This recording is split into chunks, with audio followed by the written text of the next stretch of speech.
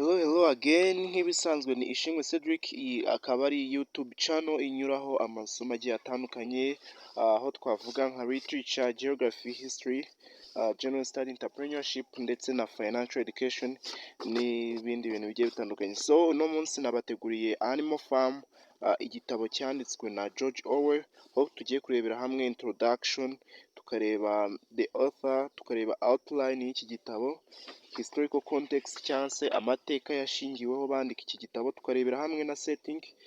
Ubwo iyo tuvuze setting ndakeka muhita mwumva time and place.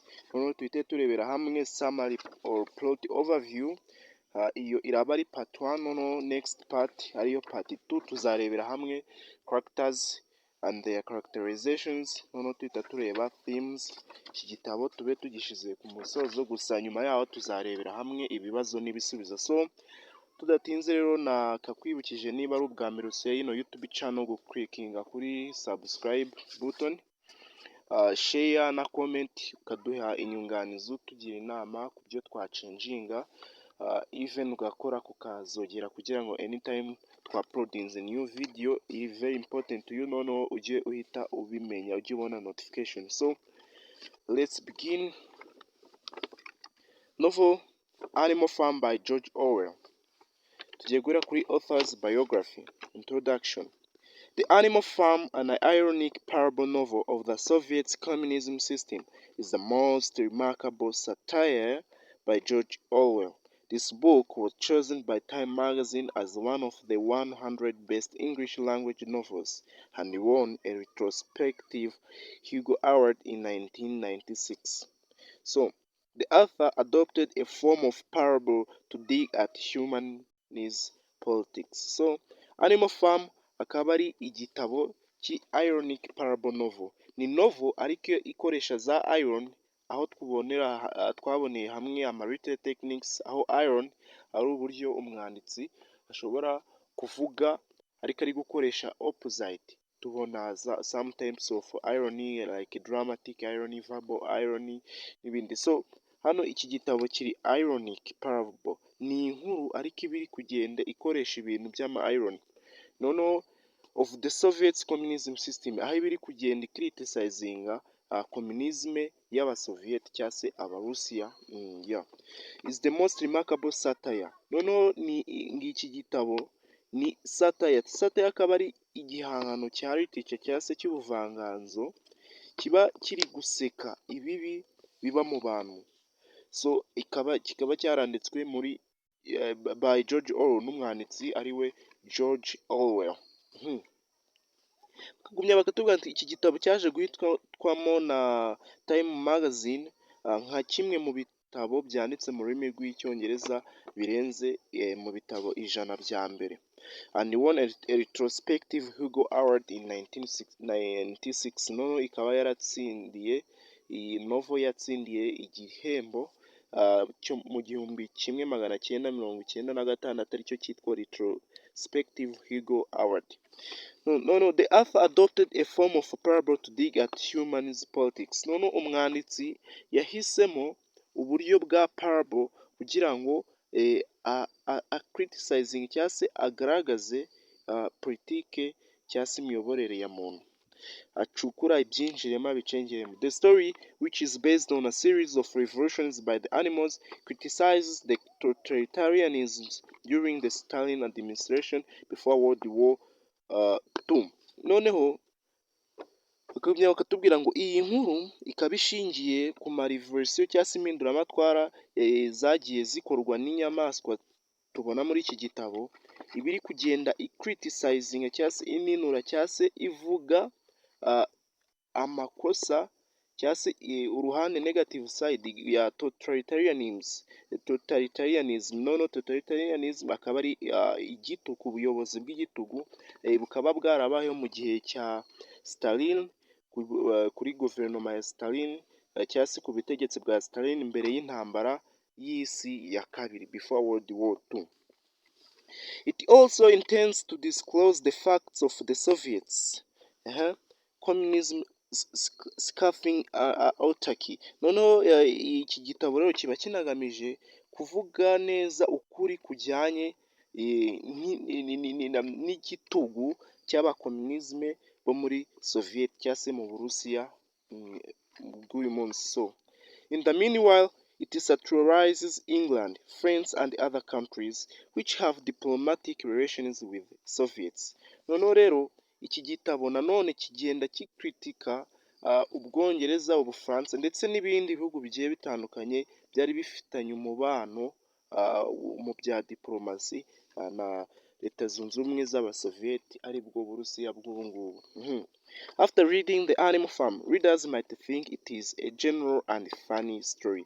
So noneho ngo nyuma yo gusoma iki gitabo Animal Farm, abasomyi bashobora gukeka ko ari igitabo nyine gishekeje, kuri ugenda ubona inyamaswa ngo iri kuvuga, iri kugenda, iri kuririmba, iri gukora ibi ngibi, ukumva ni ibintu bisekeje cyane. Ariko bakagumya bakatubwira ngo however, having further analyzed the author's written motive, we realize how ingeniously the author put the communism into this fairy tale-like novel.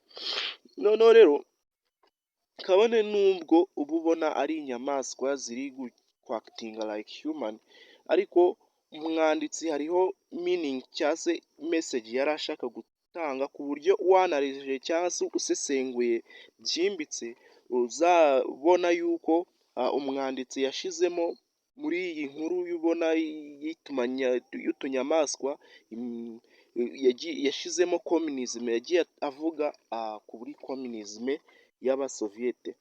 Noneho hano twagumye kuvuga communism cyane. Communism ni systeme y'ubukungu, economic system, aho abantu mu gihugu baba babanye nta mukire nta mukene, umutungo wose uri held commonly together.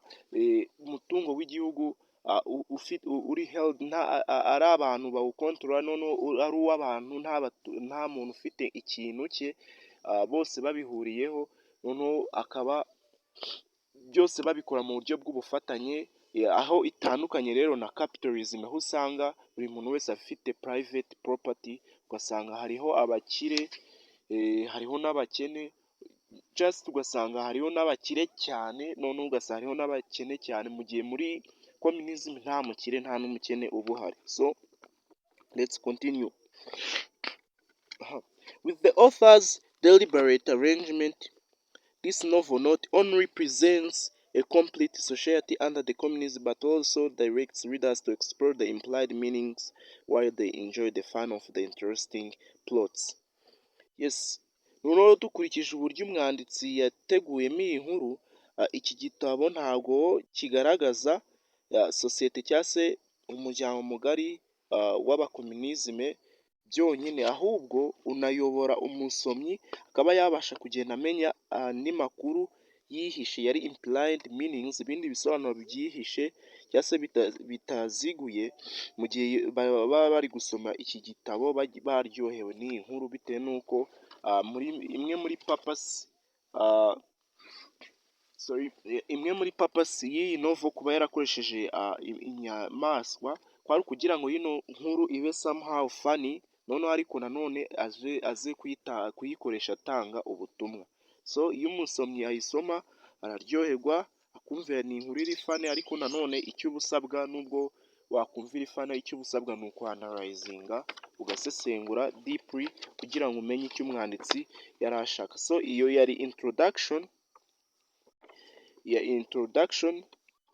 kuri iki gitabo. Tugiye kureba author ariwe George Orwell, tumenyeho amakuru, tuhita tumanuka tujya kuri outline until to the summary or plot overview.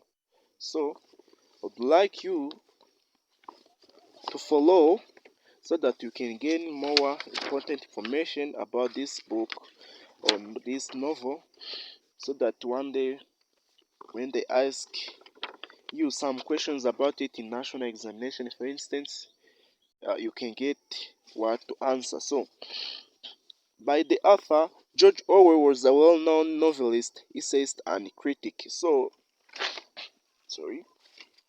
George Orwell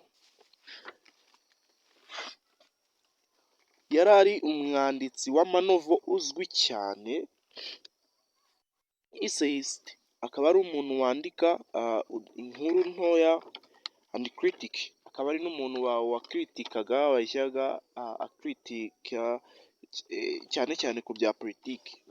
Ubwo nituvuga gukritika ni uko yandikaga ibintu byo yabonaga ari bibi mu bijyanye na politiki cyangwa se mu bukungu cyangwa social. He was born in Motihari, Bihar. Yes, noneho uyu mwanditsi yavukiye muri Motihari, Bihar mu Buhinde kuri tariki 25 on June 1903 mu kwa gatanu nako mu kwa gatandatu mu 1903. After his family moved back to England in 1907, he began studies at Eton in 1917. Noneho nyuma yaho umuryango we uvuye aho mu Buhinde ukajya mu Bwongereza mu mwaka w'1907 yatangiye kwiga amasomo ye. Nibwo yatangiye kwiga ahitwa Eton mu 1917, so nyuma y'imyaka 10. In 1922 he served in the Indian Imperial Police in Burma, and because he was disgusted with imperialism, the mounting dislike eventually led to his resignation in 1927. Bakatubwira ngo yakoze mu kinyamakuru final aza gukora resignation cyangwa se aregura. Icyo gihe nibwo yahise atangira kwandika ibitabo, akajya nabwo muri ibyo bitabo bye anyuzamo ubutumwa bwo gucriticizinga otaki cyangwa se inuza ubuyobozi bw'igitugu. Uri kumva ko nk'uko twabibonye yari critic of political critics, ya criticizingaga ku miyoborere mibi yabonaga. Yes, akagerageza kugaragaza some faults in the politics. Yes, reka dukomeze na outline kugira ngo tudatinda. Bakatubwira ngo this book depicts that the animals living in Manor Farm are oppressed by humans and can't fight back. Noneho iki gitabo kigaragaza yuko inyamaswa ziba aha muri Manor Farm ziba zikandamijwe n'abantu cyangwa se n'ikiremwa muntu kandi zitabasha kwigwanaho ngo zirwanirire. However, among the animals there is a pig named Old Major who particularly longs for liberty and encourages the other animals to launch a violent political revolution against the farmer owner who owns everything. Yes, noneho ariko inyamaswa mu nyamaswa ziba ziri muri iyo Manor Farm haba harimo ingurube yitwa Old Major. Iyo yahoze ishaka kwibohora, noneho igatangira gushishikariza izindi nyamaswa gutangiza impinduramatwara, noneho bakagwanya uwo muhinzi cyangwa se uwo nguwo uba uwo owner of the Manor Farm, uwo nyiri iyo famu aba ari we ugenga buri kimwe. Yes, works animal population hard, abakoresha inyamaswa imirimo ivunanye. Sends their young to slaughter and feeds them little. Noneho akohereza abana bazo kubagwa kandi akanazigaburira ibyo kurya bikeya. After his death, two pigs named Snowball and Napoleon are in power. So noneho nyuma y'uwo farm owner ubundi yitwa Mr. Jones, mu gihe bamwirukanye, mu gihe Old Major apfuye, ingurube ebyiri arizo Snowball na Napoleon nizo zihita zigarurira ubutegetsi. Yes, since their former owner left, they have implemented democracy on the farm and proclaim that all the animals are equal. Yes, izo nyamaswa izo ngurube ebyiri rero arizo Snowball na Napoleon nibo basigarana ubutegetsi bitewe n'uko wa undi wari uri farm owner ariwe Mr. Jones, izi nyamaswa ziba zamwirukanye. Yes, zikamwirukana, noneho nta kintu zihita zikora, zihita zishyiraho democracy muri iyo famu, noneho zikavuga ko buri nyamaswa zose zingana. Yes, nta nyamaswa nini cyangwa intoya, zose ari equal before the laws. Yeah. Because these two pigs are the most influential and powerful on the farm, they dominate everything. ngo ariko bitewe n'uko izi ngurube ebyiri ubwo baravuga Napoleon na Snowball arizo ziba zifite imbaraga muri iyi famu, zitangira kugenda zidomina cyangwa se zigarurira buri kimwe. They draw up the farm constitution, 7 commandments, but Napoleon ends up violating the rules. Noneho baza gushyiraho itegeko nshinga muri iyo famu. Itegeko nshinga akaba ari riba rikubiyemo amategeko 7 akaba ariyo agenga izi nyamaswa noneho zo muri Manor Farm, ariko bakagumya bakatubwira ngo Napoleon ends up violating the rules. Napoleon we birangira finally ari kugenda yica ayo mategeko cyangwa se ayo commandments uko ari 7 iyi nyamaswa ziba zashizeho mu buryo bwa democracy. He even raises vicious dogs as his secret police and schemes to exile Snowball as a dissident. So noneho bakagumya bakatubwira ngo Napoleon ahita icyakora we yorora imbwa kandi z'inkazi, noneho izo mbwa azifashisha nk'igisirikare cye kibanga cyangwa se igipolisi kibanga, noneho agahita apanga buryo ki yakirukana Snowball koko akabishyira mu bikorwa, akamwirukana nk'umugambanyi. What's more, he drinks alcohol, uses 2 legs to walk, and associates with people. Yes. Noneho ngo nk'ibirenzeho nyuma yo kwirukana inuza Snowball, uyu Napoleon atangira kujya anywa inzoga, agakoresha amaguru ye 2 agenda, noneho agatangira gukorana n'abantu. Still the animals are in the dark, but still work hard for him even after their pigs leaders have betrayed them. Ariko inyamaswa zozo ziba zikiri mu mwijima, ahubwo zo zigumya gukora cyane zikorera Napoleon. Yes, kabone nubwo ingurube cyangwa se umuyobozi wabo mukuru aba azigambanira. They believe under his leadership they still can expect the well-being they have been longing for. Noneho bo bakizera yuko binyuze mu buyobozi bwa Napoleon bazagera ku mibereho myiza bahoze bifuza igihe kirekire. So to long something ni nko kwifuza cyangwa se yes, kwifuza ikintu, kumva ugishaka. So they have been longing for the well-being. Bahoze bifuza kuba imibereho myiza, nk'abaturage bose muri rusange baba bifuza yuko ubuyobozi bwo bitoreye cyangwa se buriho bwabageza ku mibereho myiza. So nabo bagumye gukora cyane rero kugira ngo bagakora cyane kugira bacivinge izo nzozi zabo. Gusa unfortunately nuko ibyo bakoraga byose byabaga ari ubusa bitewe nuko bari bagambanirwa. Ari byo batubwira ngo unfortunately it proves to be a pie in the sky and their life turns sour than before. Kubw'amahirwe make rero bo bategereza kuko babaho neza bakaheba, barategereza bagaheba, ahubwo ubuzima bwabo bukagenda buba bubi kurusha nuko bwari bumeze igihe bari babayeho bayobowe na Mr. Jones n'umuntu.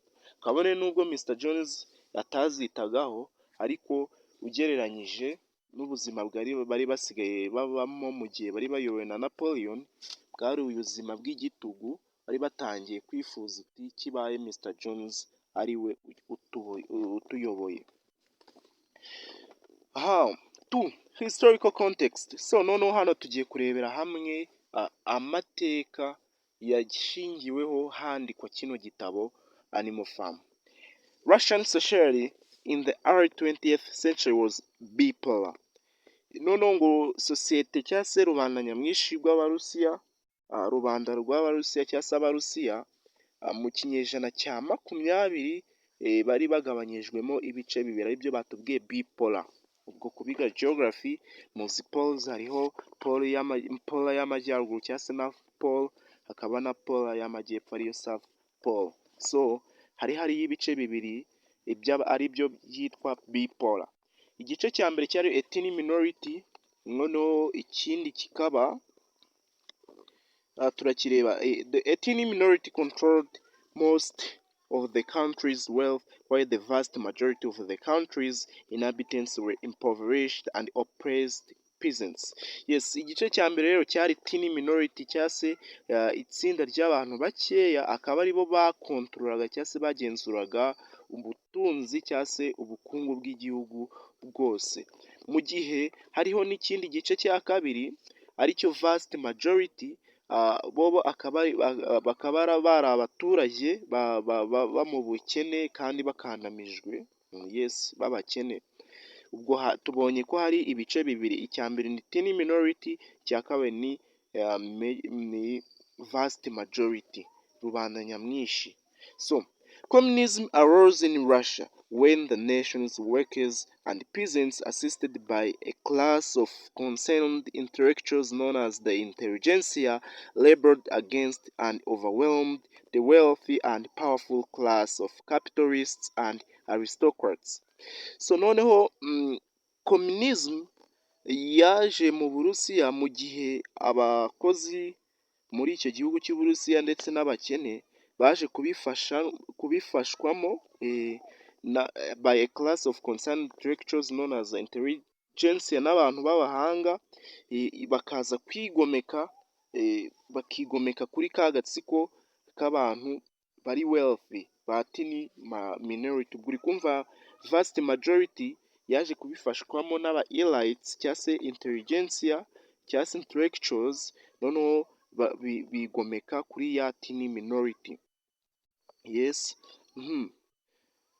The wealth and the powerful class of capitalists and aristocrats, noneho bahita bigarurira imitungo yabo ba capitalist cyangwa se abo ba aristocrats cyangwa se bandi bagize ya tiny minority. So they hoped to establish a socialist utopia based on the principles of the German economic and political philosopher Karl Marx. Noneho rero bakimara gukora iyo revolution, ubwo ndavuga ba vast majority babifashijwemo na rya tsinda rito ry'aba intelligentsia cyangwa se ry'aba intellectuals cyangwa se elites, bavuze yuko bagiye gushyiraho noneho sosiyete ishingiye ku mahame ya gisocialiste cyangwa se ya communism.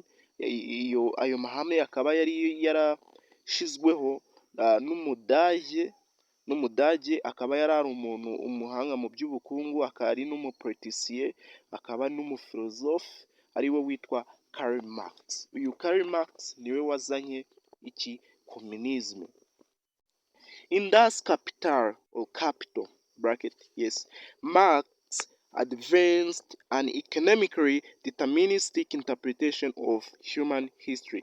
So mu gitabo uyu Karl Marx yanditse aricyo In Das Kapital, ubwo ni mu Kidage, mu Cyongereza iyi capital ni capital, yes, iri jambo riri muri bracket. Uyu Marx cyangwa se Karl Marx yaje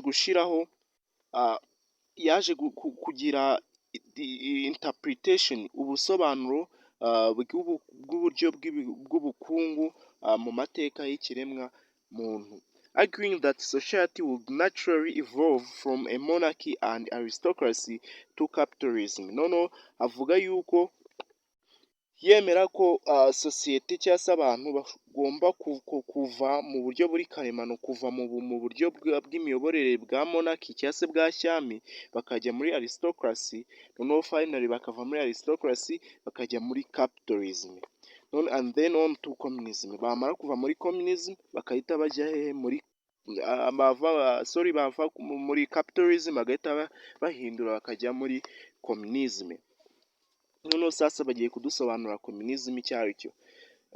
A system under which all property would be held in common. Communism ni uburyo aho buri mutungo wose w'igihugu uba ugomba kuba ufitwe mu buryo rusange, nta muntu ufite ikintu cye ku giti cye cyangwa se privately.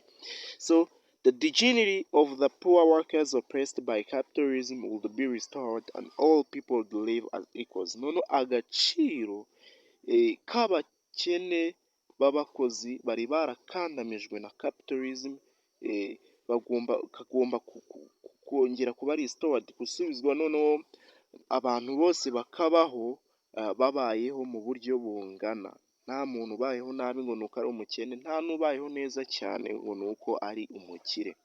Marx followed this sober and scholarly work with the Communist Manifesto, an impassioned call to action that argued workers of the world unite. So noneho ko noza uyu Karl Marx yakomeje gukurikiza nyine ayo mahame ye, agenda afatikanya na bamwe mu Barusiya bunga ubumwe batangira kubishira mu bikorwa. So in the Russia of 1917, it appeared that Marx's dreams were became reality. Noneho bakatubwira ati mu Burusiya bwo mu 1917 icyo gihe mu ntambara y'isi ya mbere yari iri kuba, aho Uburusiya bwo bwari butangiye gutsindwa. It appeared that Marx's dreams were to become reality. Byatangiye kugaragara yuko inzozi za Karl Marx, umufilozofe, umwekonomiste, akaba ari n'umunyapolitiki cyangwa se umupolitisiye w'umudage, bari bitangiye kugaragara yuko inzozi ze zigiye kuba impamo. Inzozi ze zo gushinga sosiyete igendera ku mahame ya gikomunisite. So after a politically complicated civil war, Tsar Nicholas II, the monarchy of Russia, was forced to abdicate the throne that his family has held for 3 centuries. So ngo nyuma yaho ko habayeho intambara ya gisivile, Tsar Nicholas cyangwa se King Nicholas wa kabiri, akaba ari umwami w'Uburusiya, yaje guhatirizwa kuva ku ntebe cyangwa se gutanga ikamba.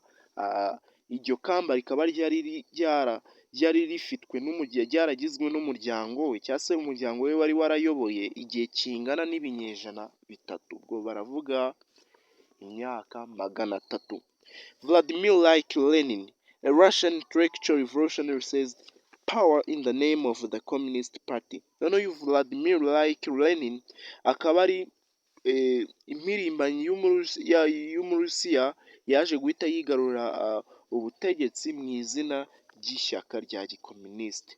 The new regime took land and industry from private control and put them under government supervision.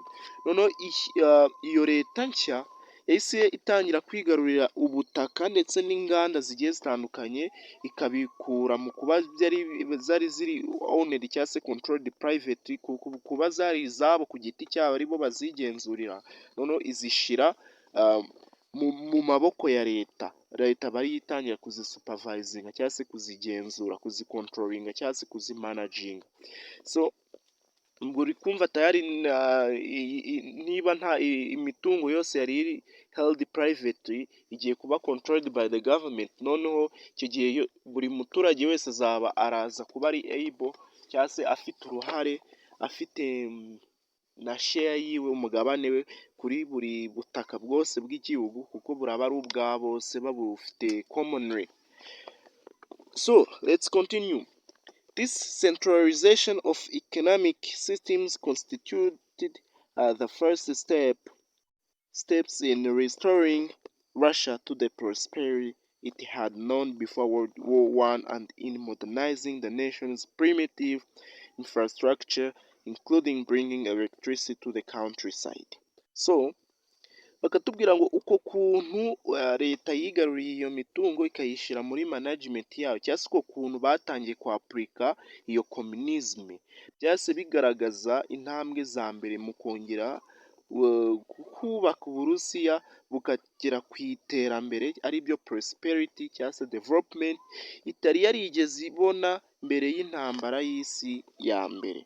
Noneho ibyo ukabirebera noneho mu guteza imbere imikorwa remezo, harimo nko kwegereza umuriro w'amashanyarazi mu byaro bakawuhakwirakwiza. So after Lenin, died in 1924, Joseph Stalin and Leon Trotsky jockeyed for control of the newly formed Soviet Union.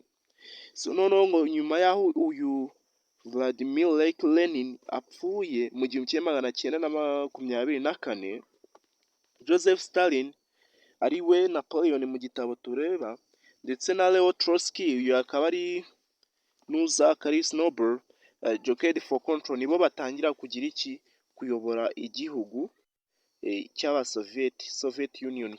Cyari igihugu ntabwo cyari igihugu kimwe, ahubwo bari Abarusiya n'ibindi bice bigiye bitandukanye, na Ukraine yari iri imwe muri leta zari zigize leta zunze ubumwe z'Abasovieti. So Stalin, a crafty and manipulative politician, soon banished Trotsky. Noneho uyu Stalin Joseph Stalin finally rero atangira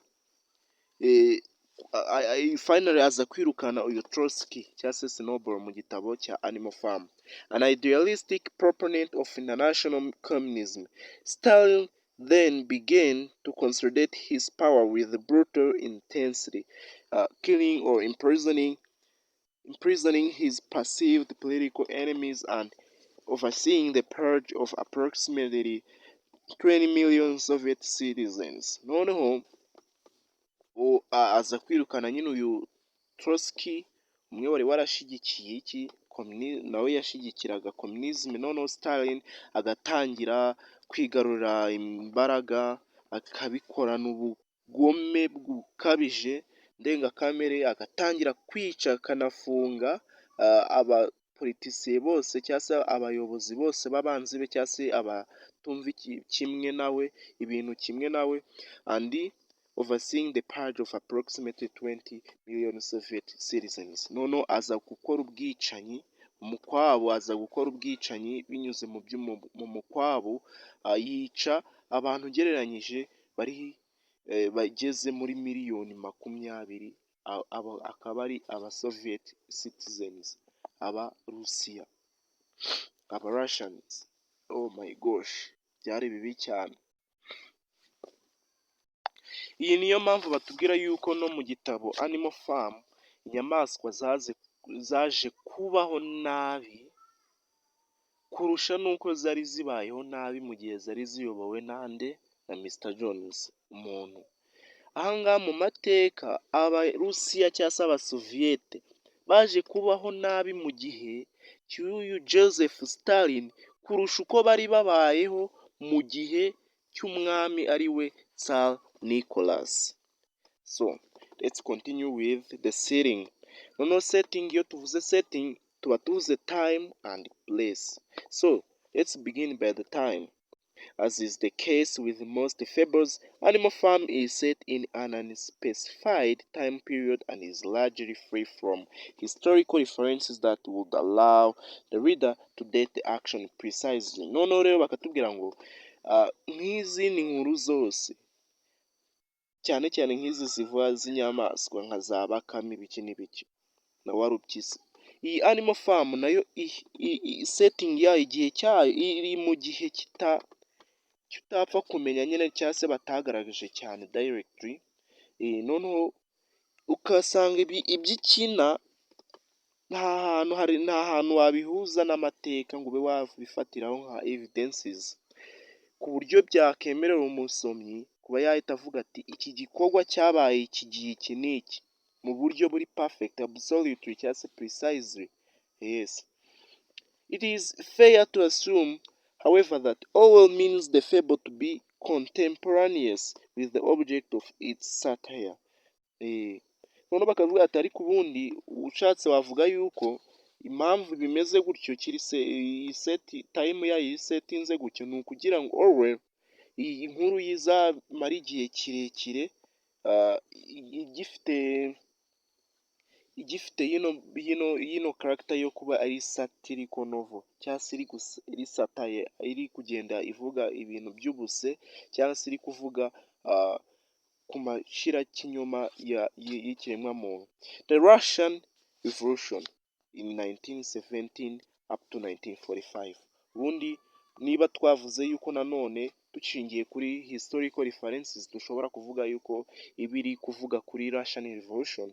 Ugomba kuvuga ko time rero ari hagati y'igihumbi kimwe magana cyenda na cumi na karindwi kugera mu gihumbi kimwe magana cyenda na mirongo ine na gatanu, kuko mu gihumbi kimwe magana cyenda na cumi na karindwi nibwo iyi revolution yaje kubaho aho mu Burusiya.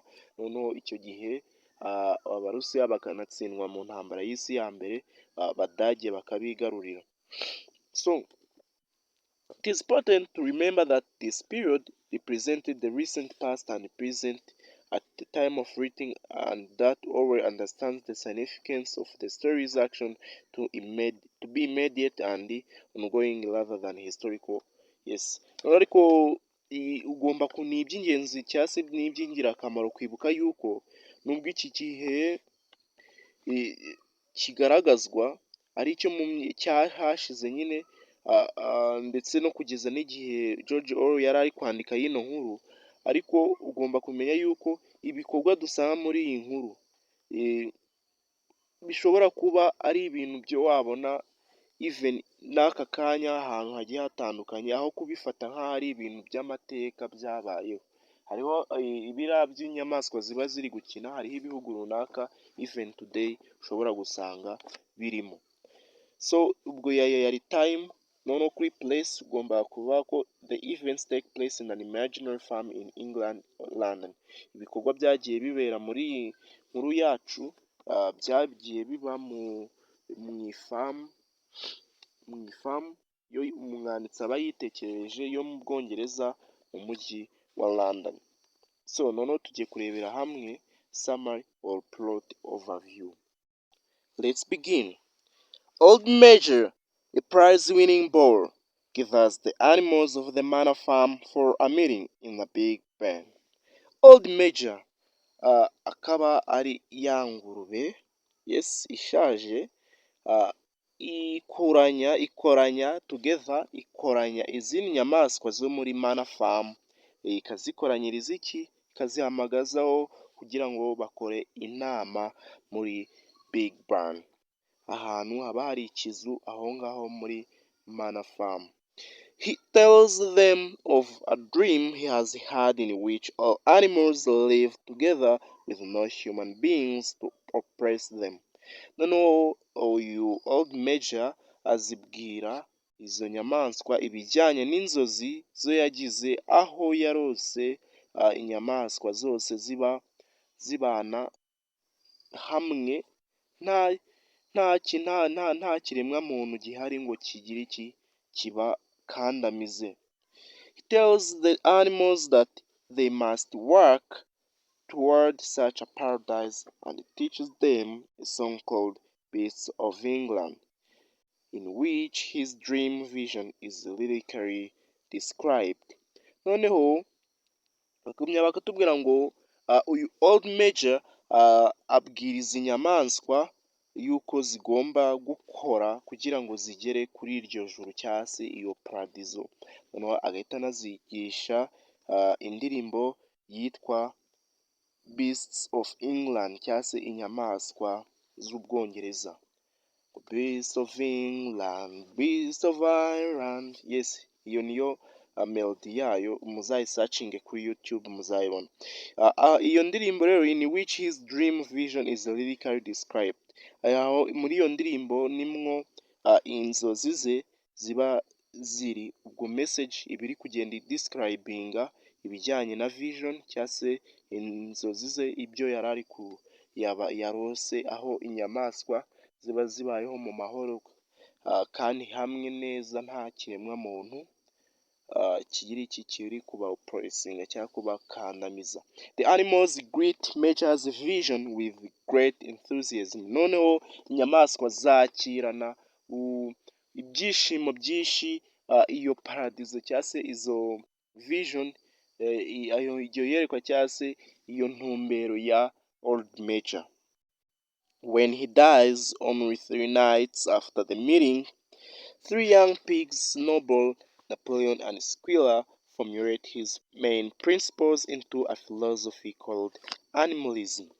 Noneho bakagumya bakatubwira ngo nyuma y'iminsi 3 cyangwa se y'amajoro 3, nyuma yaho iyo nama ibaye, cyangwa se nyuma y'aho hashize amajoro 3 ibaye iyo meeting, ingurube eshatu zikiri ntoya arizo Snowball, Napoleon na Squirrel batangira gushyira mu bikorwa ya mahame basigiwe nande n'uyu Old Major y'uburyo babaho mu buryo buri paradise. Ibyo bakabishyira muri philosophy yitwa animalism. Iyi animalism ni symbolizing communism. So late one night, the animals managed to defeat the farmer in a battle, running him off the land.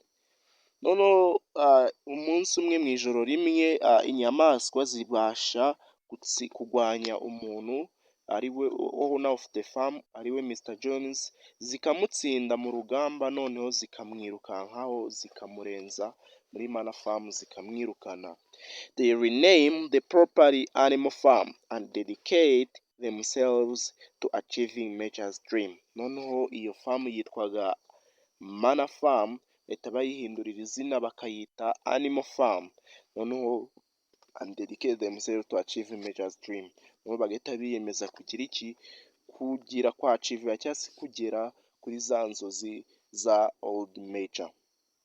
The cat horse boxer devotes himself to the cause with a particular zeal, committing his great strength to the prosperity of the farm and adopting personal maxim that affirmation I will heard.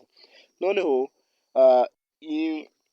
inuza horse cyangwa se ifarashi ibikurura cart cyangwa se rya gare, bya bigare bya kera byakurwaga, tuvuga urugero n'ubu ngubu hariho ababikoresha, bakabyambika nk'inka zifite imbaraga nyinshi, zikagenda zigikurura. Rero n'uyu horse, n'iyi horse ariyo yitwa boxer, nayo yari ikurura icyo kigare, byumvikane ko nayo yari ifite ibibaraga byinshi cyane. Nayo ihita yiyemeza, ikavuga ati nanjye ndiyemeje, nzakorana cyane imbaraga nyinshi cyane kugira ngo ngere ku iterambere y'ino farm. Noneho igahita yiha agasloga cyangwa se personal maxim ivuga yuko nzakora cyane, ivuga ngo nzakora cyane. At first, Animal Farm prospers. Snowball works at teaching the animals to read, and Napoleon takes a group of young puppies to educate them in the principles of animalism. Noneho bwa mbere, just in the beginning, Animal Farm itangira gutera imbere. Noneho Snowball agatangira kwigisha inyamaswa uburyo basoma, mu gihe Napoleon atangira gufata we groupe y'ibibwana young puppies by'imbwa, akabijyana kubyigisha amahame y'iki ya animalism. When Mr. Jones reappears to take back his farm, the animals defeat him again in what comes to be known as the Battle of the Cowshed, and take the farmer's abandoned gun as a token of their victory. Ngariko uyu Mr. Jones, wa muntu wari owner of the farm, arongera kugaragara aho aba yaje kongera kwataka kugira ngo yigarurire farm yahoze ariye, ubu ngubu biri controlled by the animals, ariko inyamaswa zikabasha kumutsinda nanone ku nshuro ya kabiri. Noneho urwo rugamba nirwo ruza kwitwa cyangwa se kumenyekana nka Battle of the Cowshed, cyangwa se urugamba rwo mu biraro by'inka, and take the farmer's abandoned gun as a token of their victory. Noneho bagahita baza gufata imbunda z'aba bahinzi baba batatse, bakazifata nk'igihembo cyo kuba batsinze urwo rugamba. As time passes, however, Napoleon and Snowball increasingly quibble over the future of the farm, and they begin to struggle with each other for the power and influence among the animals. Noneho uko ibihe bigenda bihita, niko hagati ya Napoleon na Snowball hagenda havukamo intonganya cyane cyane bakagenda cyane cyane bahanganira kuzayobora iyi animal farm cyangwa se kuza-influencinga izindi animals.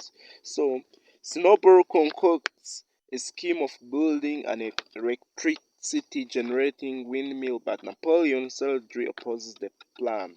Noneho nyuma yaho Snowball aza kugaragaza umushinga wo kugira wo kubaka windmill.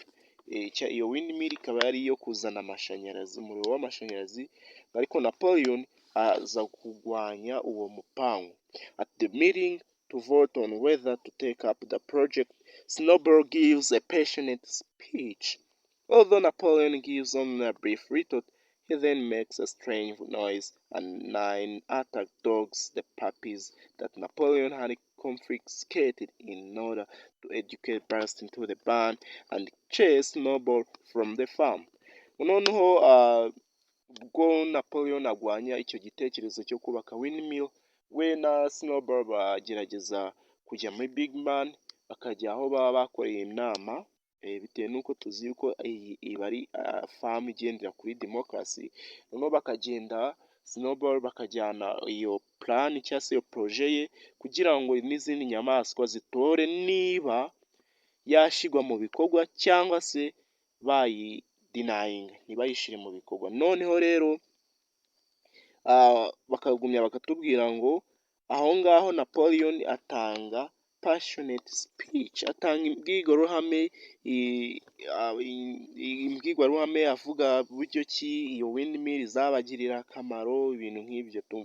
Ariko Napoleon we abivugaho amagambo makeya nyine, ariko byamagana. Noneho agahita avuga akajwi kadasanzwe, aba ari sinyari abahaye za mbwa ze yatoje, murabyibuka bikiri ibibwana arabitoza. Noneho aba ari imbwa biba byari ibibwana 9, noneho byaravuyemo imbwa z'inkazi yarazitoje nka secret police yiwe.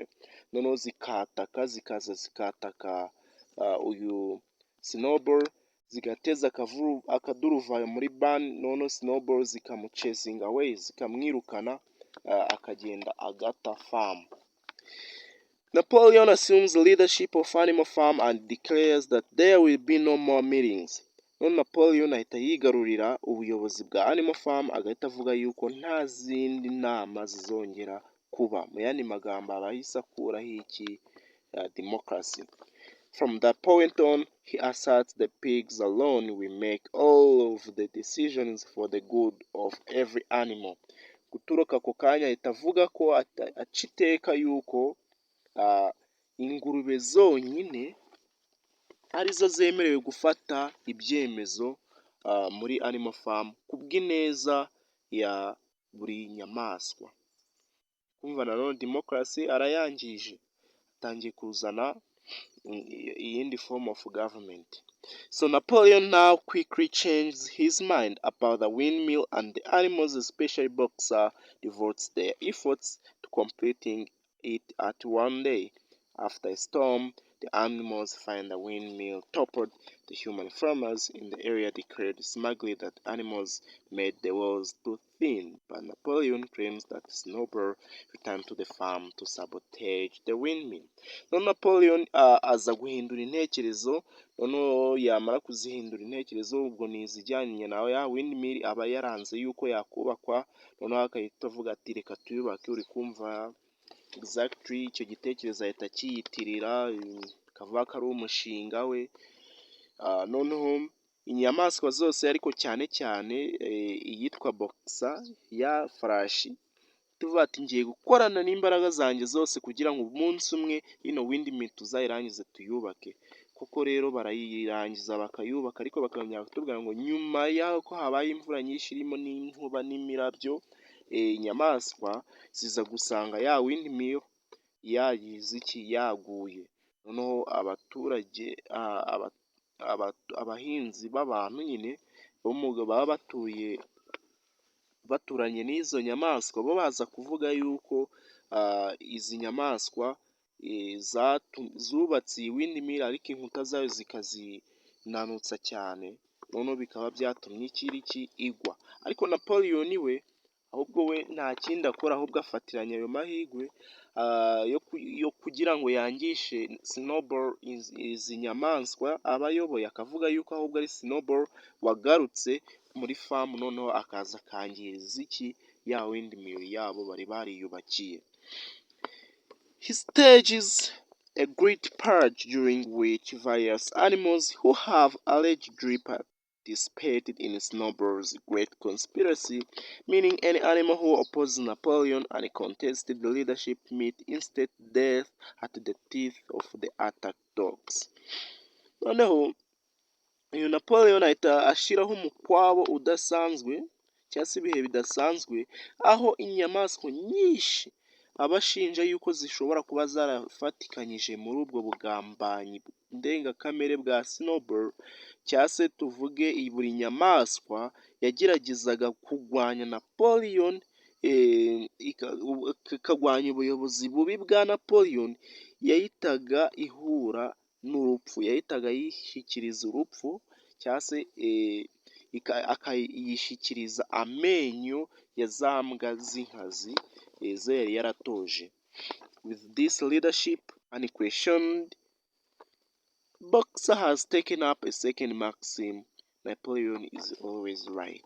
Rero muri ubu buyobozi butavugwaho, Boxer we yari yarongeye afata indi slogan ya kabiri, ariyo yavugaga ngo Napoleon buri gihe ahora ari mu kuri. Napoleon begins expanding his power, rewriting history to make Snowball a villain. Napoleon rero atangira kongera kugenda yagura imbaraga ze, akagenda ahindagura amateka, akongera akayandika, akayeditinga, noneho akagenda arushaho kugira Snowball umugambanyi cyangwa se umuntu mubi. So Napoleon also begins to act more like human being, sleeping in a bed, drinking whiskey, and engaging in trade with neighboring farmers.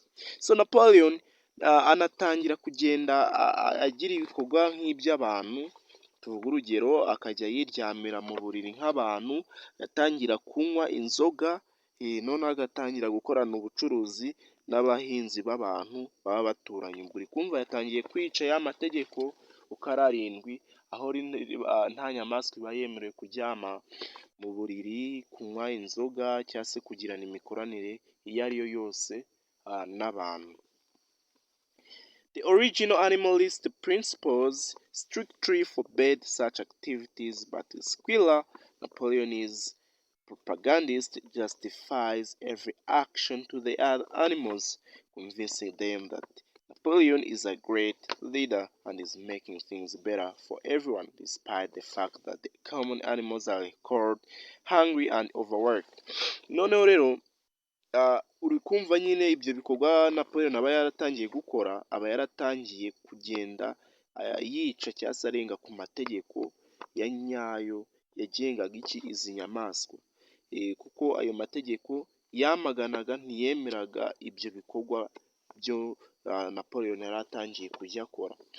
Ariko Squealer akaba ari umupropagandist wa Napoleon cyangwa se umuntu ucengeza amatwara wa Napoleon, we agenda asobanura buri gikorwa nubwo ari kibi, akagisobanurira izindi nyamaswa, akagenda azumvisha buryo ki yari Napoleon ari umuyobozi mwiza, ko ibyo ari byo byose ari gukora ari ukugira ngo ibintu bigende birushaho kuba neza kuri buri nyamaswa, kabone n'ubwo mu by'ukuri inyamaswa muri rusange ziba zibayeho nabi, ziba zibayeho zikora cyane, zibayeho mu bukonje kandi zarishwe n'inzara, inzara izimereye nabi. Inkuru yacu uri kumva yuko igeze ahantu hari tragic kabisa. So bibutsa yuko mugumya gukora kuri subscribe kugira ngo mujye mubona ama videos yabigisha ndetse no ku yandi manovo, yes, n'ayandi masomo agiye atandukanye. So let's continue with the story. Mr. Frederick, a neighboring farmer, cheats Napoleon in the purchase of some timber and then attacks the farm and dynamites the windmill which had been rebuilt at a great expense. Noneho twabonye yuko nyine windmill igwa ikagwa mu gihe cy'imvura, ariko inyamaswa nanone zirihanga zikongera zikayubaka zikayisana zikayubaka nanone bitewe n'uko ziba zarabonye yuko zifitiye akamaro ngo ariko bakatubwira ngo nyuma yaho nanone iza kugira iki kongera gushenywa bayishyiraho bya dynamite bikayituritsa. Biba byagenze ute rero? Hari umuntu uyu Mr. Frederick aba ari umuhinzi w'umuturanyi wa farm, aza kubeshya Napoleon mu buryo mu gihe baba bari kugurana imbaho. Noneho mu gihe Napoleon avumbuye yuko yamubeshye rero ahita yataka iyi famu, agahita ayitera bya dynamite bikarangira iguye, ariko nanone bakongera kuyubaka nanone bigoranye. Aha ngaha rero ushobora kwibaza ati se ni gute Mr. Frederick acitinga cyangwa se abeshya cyangwa ashuka uyu Napoleon? Uyu Napoleon twabonye yuko atangira kugirana imikoranire n'abantu, noneho rero uyu Napoleon apanga kugurisha ibiti biba bikuze byo muri animal farm akabigurisha uyu Mr. Frederick, ariko uyu Mr. Frederick akavuga ati ubwo ziriya ari inyamaswa zitazi ibintu by'amafaranga, reka nzihereza amafaranga yatari aya nyayo, fake money. Noneho rero cyangwa se ibifobia uburyo byita bitewe n'aho uherereye mu Rwanda, gusa nyine amugurisha fake, aravuga ati reka ngure nawe zino mbaho noneho muhe fake money. Noneho finally ariko ibyo yapanze ntabwo bicamo, uyu Mr. Frederick birangira Napoleon amuvumbuye yuko yari yamucitinze. Finally rero agahita yataka uyu Mr. Frederick, agahita yataka Napoleon, hariho iyi windmill iza kugira kuba dynamite, bakayitera ibyo bisasu bya dynamite ikongera ikagwa. After the demolition of the windmill, a pitched battle ensues during which Boxer receives major wounds. Ariko muri icyo gihe cy'urugamba uwo Mr. Frederick aba yatatse nuza Boxer ya hard working horse, cat horse, iza kuhakomerekera noneho ikagira ibikomere. The animals wrought the farmers, but Boxer's injuries weakened him. Noneho nk'inyamaswa ziza kwirukana nyine abo bahinzi baba batatse, ngo ariko Boxer's injuries weakened, ariko ibyo bikomere bya Boxer biza kumutera intege nkeya. When he later falls while working on the windmill, he senses that his time has nearly come. Rero ngo igihe aza kugwa mu gihe aba ari gukora kuri windmill, ahita atangira kwiyumvamo yuko ashesha urumeza, akiyumvamo yuko igihe cye cyageze. One day, Boxer is nowhere to be found. Umunsi umwe rero Boxer ntaho uba wamusanga, aba yabaye history, amateka. According to Squiller, Boxer has died in peace after having been taken to the hospital, praising the rebellion with his last breath. In actuality, Napoleon has sold his most loyal and long-suffering worker to a glue maker not to get money for whiskey. Noneho rero urupfu rwa Boxer ni urupfu rubabaje rwose, aho Napoleon amwigurishiriza akaza kumukoreramo amafaranga, akamugurisha ahantu bakajya kumubaga, ahubwo we bakamuha amafaranga yo kugura inzoga ya whisky. Ariko ngo Squiller we aza ari propaganda wiwe ari gucengeza amatwara ari kugenda abeshya inyamaswa, akavuga ati Boxer yapfuye mu mahoro nyuma yaho yari atwawe kwa muganga bikagenda nabi agapfa, ariko yapfuye ari gusingiza cyangwa se ari kuvuga buryo ki rebellion cyangwa se ko kwigomeka kwabayeho kwari kwiza, nyine ibyo byose akabivugana ku kuka ke ka nyuma, kandi amaze mu by'ukuri Napoleon aba yamugurishije kugira yibonere whisky. Years passed on, animal farm and the pigs became more and more like human beings, walking upright, carrying whips and wearing clothes. Noneho uko imyaka yagiye ishira rero Animal Farm ndetse n'ingurube batangira bagenda bamera neza neza nk'abantu cyangwa se nk'ikiremwa muntu, bakajya bagendesha amaguru bari upright, bagendesha amaguru abiri, bakagenda bitwaje whips cyangwa se ibiboko, and wearing clothes, bakanambara iki, imyenda nk'abantu. Eventually or finally, the 7 principles of animalism cyangwa se za 7 commandments inscribed on the side of the barn became reduced to a single principle reading, all animals are equal but some animals are more equal than others. Noneho eventually uko bigenda, finally bwa nyuma na nyuma, ya mahame arindwi ya animalism cyangwa se ya mategeko arindwi yari yanditswe ku ruhande rwa ya barn, ya big barn, cya kizu kinini cyo bakoreragamo inama, yaza kugabanywa, yakagabanywamo itegeko rimwe cyangwa se principle imwe ivuga ngo inyamaswa zose zirangana, ariko hari izindi nyamaswa zingana kurusha izindi. Ubwo uri kumva inyamaswa zose zirangana, ariko hari izindi nyamaswa arizo ngurube zo zingana kurusha izindi zose ziyoboye muri Animal Farm. Napoleon entertains a human farmer named Mr. Pilkington at a dinner and declares his intent to ally himself with the human farmers against the laboring classes of both the human and animal communities. No, Napoleon aza gutumira umuhinzi w'umuntu ari we witwa Mr. Pilkington, akaza akamutumira bagasangira ibyo kurya bya nimugoroba. Noneho noneho Napoleon akamubwira umugambi we wo gushaka kwiyunga n'abantu, kugirana imikoranire ye n'abantu bya hafi b'abahinzi. Noneho bakaza no kurwanya laboring classes of both human and animal communities, icyiciro cy'abakene cyangwa se cy'abantu b'abakozi, yaba abantu ndetse n'inyamaswa. So he also changes the name of Animal Farm back to Manor Farm, claiming that this title is the correct one.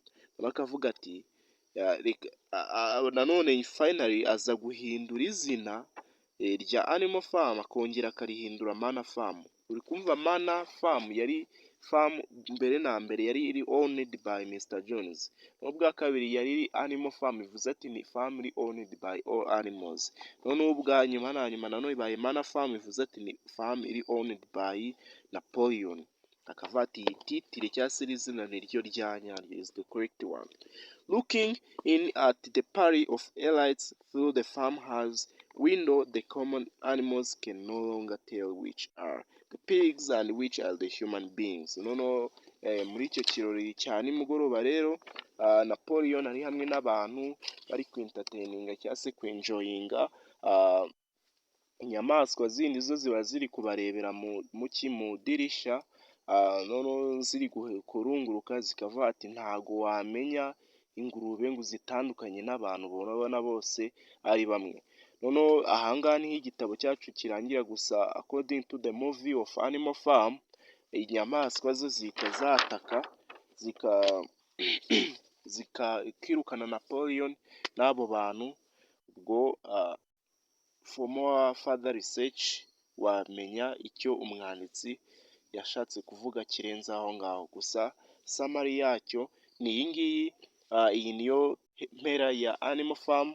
Ubwo nakwibutsa gukora subscribe niba utayikoze, ugasharinga kugira ngo iyi nkuru igere no ku bandi banyeshuri, ugakora kuri link kugira ujye uba notified mu gihe new upload videos ziri kuri YouTube, ubashe kuzikurikirana, and even comment kugira uduhe advice cyangwa se inama z'uko ibintu byagumya kugenda bikorwamo. So I would like to say goodbye. Thank you for stopping by. It was Teacher Ishimwe Cedric. See you later. Thank you.